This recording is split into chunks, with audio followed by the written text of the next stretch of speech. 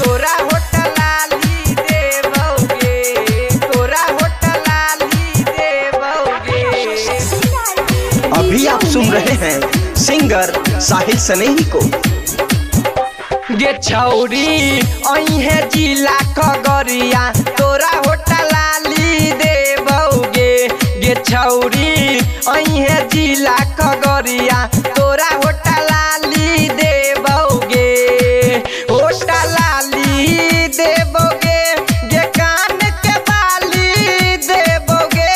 गे छौरी अइहे मिले खगड़िया, तोरा होटल लाली देबोगे। गे छौरी अइहे जिला खगड़िया, तोरा होटल लाली देबोगे, तोरा होटल लाली देबोगे, तोरा होटल लाली देबोगे।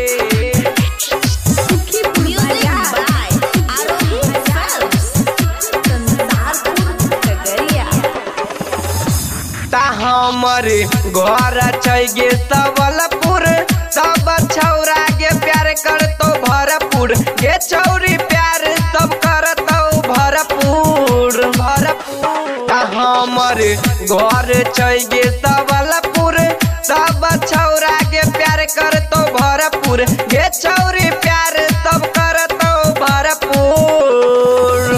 ता हमरे पिन्है छी कनवाली, तोरा होटल लाली देबोगे।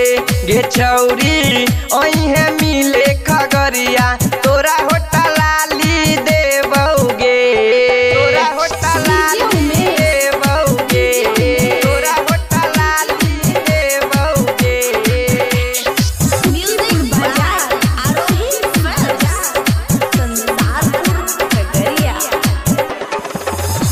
ता तोहर चुसतो चढ़ल जवानी, बतिया साहिल सनेही के मानी। गे छौरी बात तो साहिल के मानी।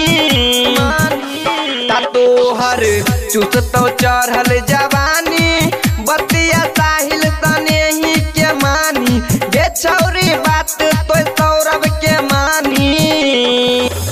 ता हिम्मत बसंत लगैतौ गे दाँती, तोरा होटल लाली देबोगे। गे छौरी अइहे जिला खगड़िया,